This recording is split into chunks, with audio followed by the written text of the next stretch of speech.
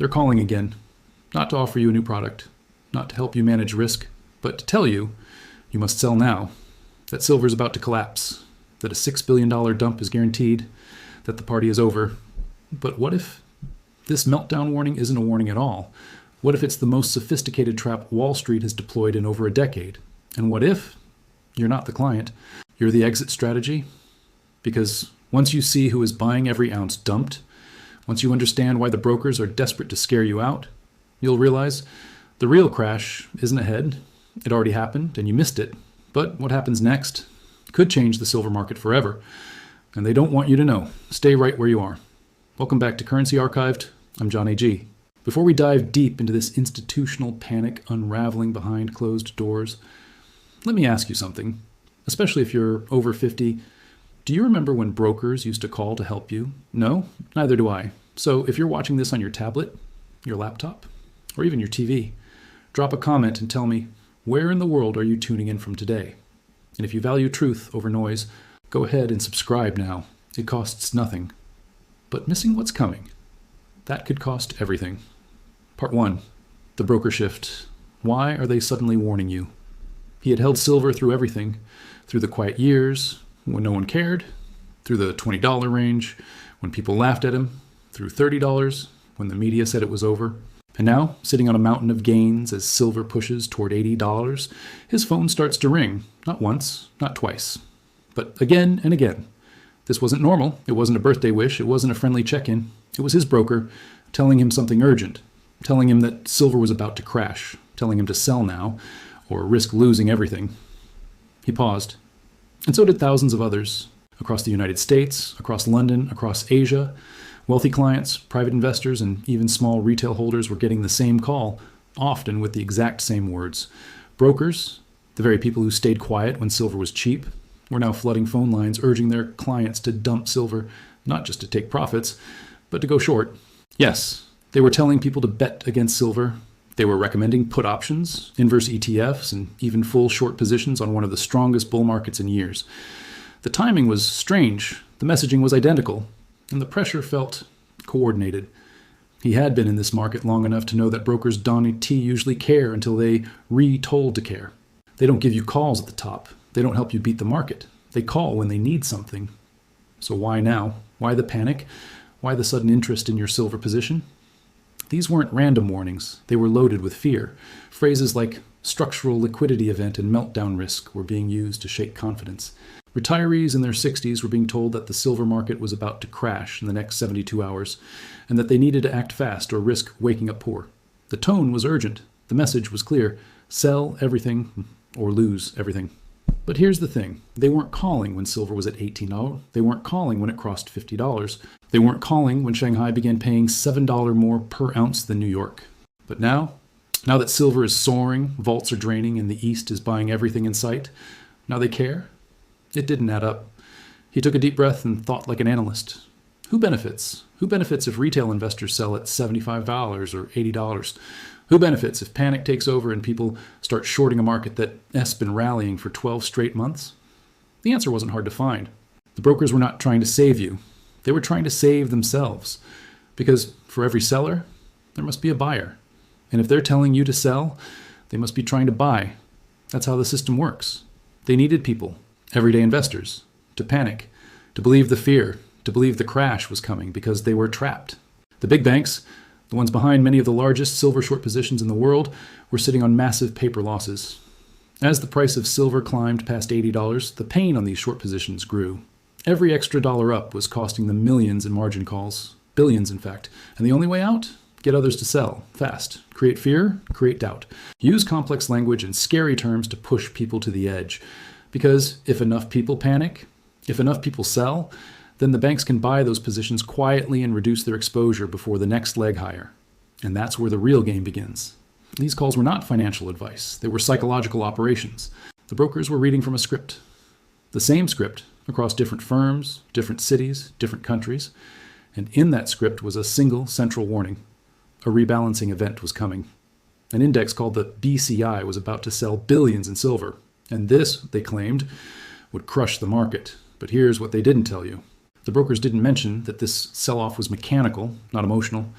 They didn't explain that this move was programmed by a robot, not driven by fear. They didn't clarify that the robot doesn't think, it doesn't panic, it just follows code. They only told you the part that would make you scared. They told you that silver S weight in the BCI, the Bloomberg Commodity Index, was being cut. They told you this meant a massive wave of selling was coming. And they told you that if you didn't act now, you would be crushed by a $6 billion dump. But what if that number, that $6 billion, was already priced in? What if the real sell-off already happened? What if the brokers were using old information to scare you into selling the bottom? He didn't know the full answer yet. But one thing was becoming clear. The brokers weren't being honest. The narrative didn't line up, and the fear, all of it, felt too rehearsed. Something deeper was going on. The question wasn't if a dump was coming. The question was, is the dump already done? And if it is, who just bought all the silver you were told to sell? She stared at the document, printed neatly on her desk, a formal index report from the Bloomberg Commodity Index Committee. It was dense, dry, full of technical jargon. But the line everyone was screaming about was clear. Silver's weight in the index is being reduced. At first glance, it didn't seem like a big deal. Last year, silver made up around 4.49% of the BCI. Now, in the 2026 rebalancing, it would be trimmed to 3.94%, just 0.5%. Social media was quick to react. "Oh, relax," one trader wrote. "It's only 0.5%. That's about 600 million, barely a blip." But they were wrong. And so were the brokers who were deliberately misrepresenting the numbers to scare investors into selling. Because when you look closely, when you do the real math, not the surface-level guesswork, a much larger truth appears, and it changes everything. The Bloomberg Commodity Index, or BCI, is one of the largest passive commodity investment vehicles on Earth. It manages over $108 billion in capital. Unlike human traders, it doesn't use news headlines or analyst predictions. It's a robot, programmed to allocate funds based on strict percentages. Crude oil, gold, wheat, coffee, and silver are all part of its basket. Every January, it rebalances. That means it has to adjust its holdings to match new target weights, no matter what the market is doing. This year, the adjustment seemed small on paper. But here's what most people missed. They were comparing the new target, 3.94%, with the old target, 4.49%. Instead of comparing the new target with silver's current real-world weight in the index. Because here's the critical fact. Silver outperformed almost every commodity in 2025. It didn't rise 10% or 20%, it more than doubled, from $30 to over $80. And because it did so well, it didn't just stay at 4.49% of the portfolio, it grew. By December 2025, silver made up nearly 9% of the BCI fund, almost double what it was supposed to. That's the hidden detail brokers didn't mention. They let you believe this was a 0.5% sell. In reality, it's a 5% sell. Now take 5% of 108 billion, that's 5.4 billion to 6 billion in capital that must be sold. Automatically, it's not a rumor, it's not an opinion, it's code. The algorithm must sell that amount of silver exposure to meet its new allocation. Now let's talk ounces. At current silver prices, that $6 billion equals roughly 70 to 78 million ounces of silver. To put that in perspective, global silver mining production is around 850 million ounces per year. So the BCI dump represents almost 10% of the world AS annual silver supply, being sold over a few short days. That's not a small event. That's a seismic wave in a market as thin as silver. So why isn't the price collapsing? Why isn't silver crashing toward $50 or lower as brokers warned? Because the sell-off, this big scary 6B number, was never meant to surprise the market. In fact, it was already predicted in October. The BCI committee released its reweighting plan months ago. It was public knowledge, which means professional fund managers, hedge funds, and institutional traders had months to prepare. They didn't wait until January to act. They started front-running the sale in November and December, quietly selling into strength, while the public was still celebrating silver's breakout. That's the game. Sell when the price is high before the passive robots dump. And now, in January, as the mechanical rebalancing completes, only the straggling passive funds remain. Funds that are legally required to follow the rebalance on schedule. Funds like the iShares Commodity Trust or the DJP Index ETN. These smaller players, maybe managing $2 to $3 billion, are now doing what the smart money already did weeks ago, and that's the trap.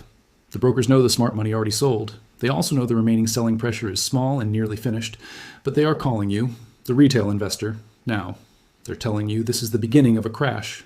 They're trying to scare you into selling just before the pressure lifts. Why? Because they need someone to take the other side of their trades. They need someone to sell low so they can buy back in at a discount. And when the selling ends, when the rebalancing robot finishes its job, there will be no more forced sales, no more downward pressure, the weight will lift, and silver's price will be free to move, possibly higher. Once again, this is not just about math, it's about perception. A half-truth told at the right time can cause panic. A real event, twisted into a dangerous narrative, can cause people to abandon a winning position out of fear. The BCI rebalancing is real. The $6 billion number is real. The 70+ million ounces being sold is real. But the crash, that part is manufactured. It's a mirage built on truth but designed to mislead. And now that the real math is exposed, the next question is clear. If the smart money already sold weeks ago, who's still buying now? And more importantly, who's waiting in the shadows to catch this dip and profit from your fear? He looked back at the silver chart for December 2025. At first, it seemed like a simple plateau, a quiet range around 78 to 82s. But beneath the surface, something else had been happening. Something silent, methodical, and deeply strategic. Because while the headlines in January shouted about a silver house meltdown coming from the Bloomberg Commodity Index, those who understood market mechanics knew the truth. The real selling was already done. It had been front-run. To understand how this works, you first have to understand what front-running means in professional finance. In basic terms, front-running is the act of executing trades before a known event, when you know that event will move the market in a predictable way. It's not illegal if the information is public. And the BCI Rebalance, it was no secret. Back in October 2025, Bloomberg's reweighting plans were released in full detail. Fund managers, commodity strategists, and institutional players all saw the same numbers.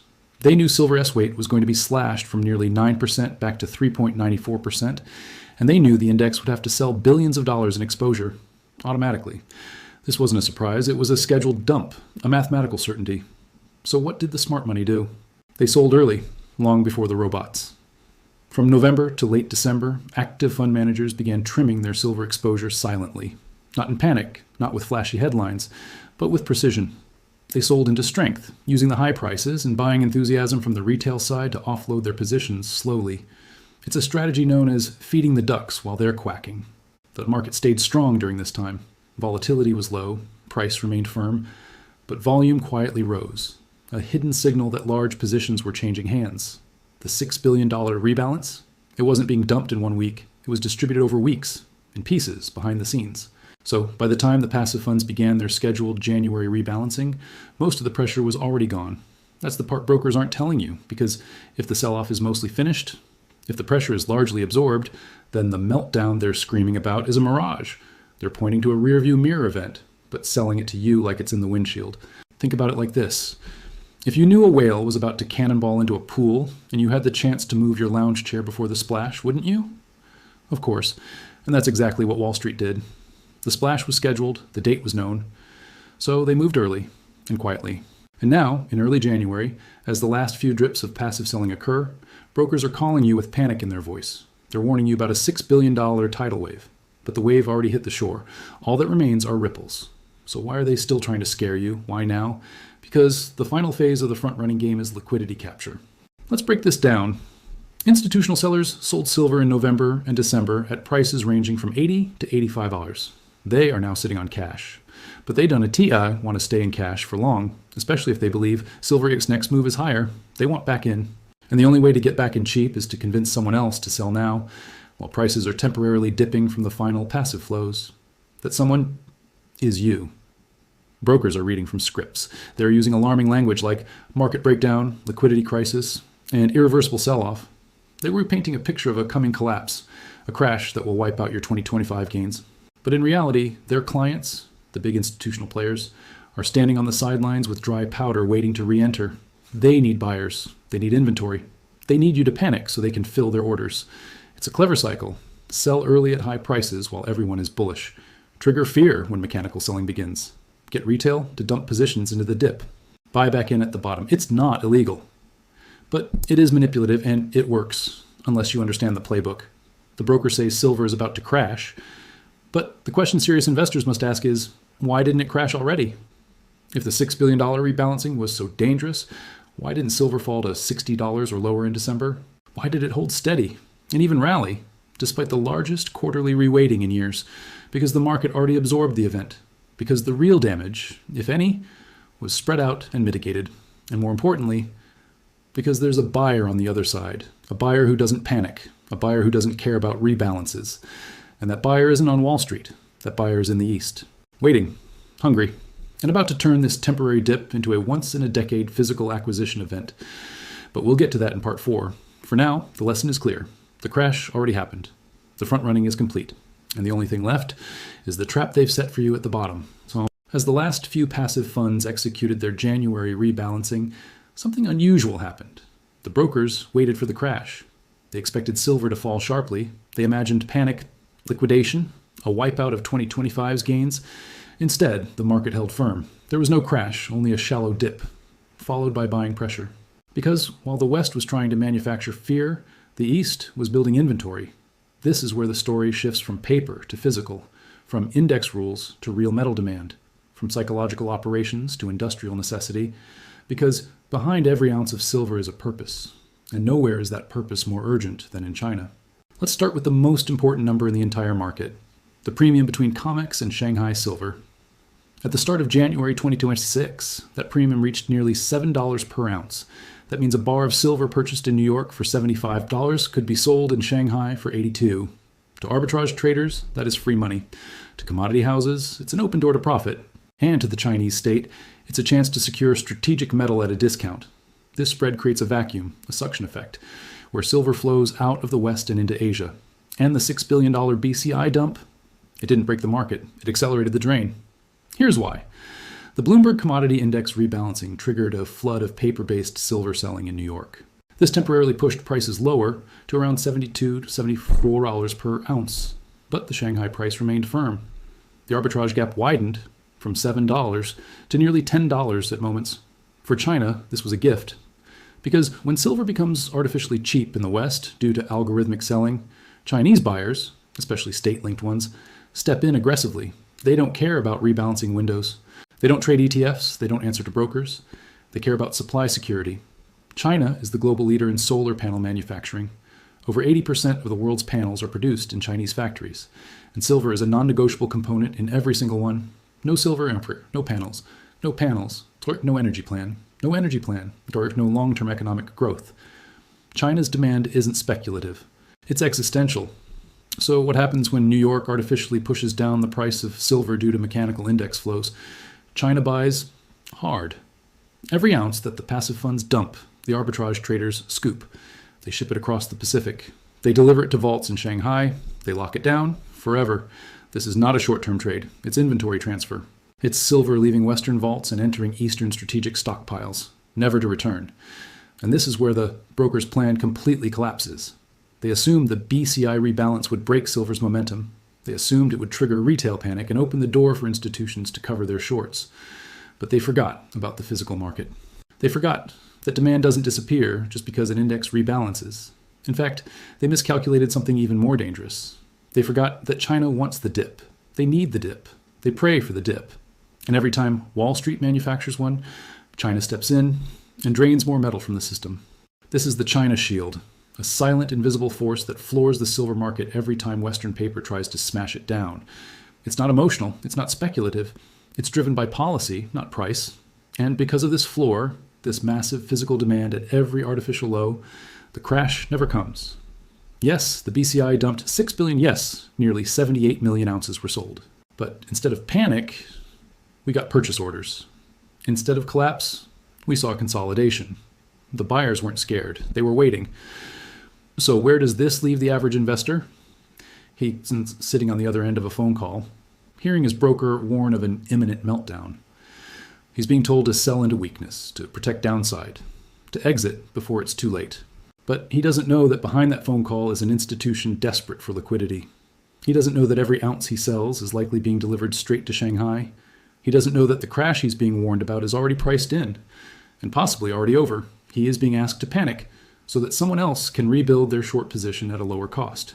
He's being asked to sell his scarce real-world asset into a temporary dip caused by a robot following a line of code.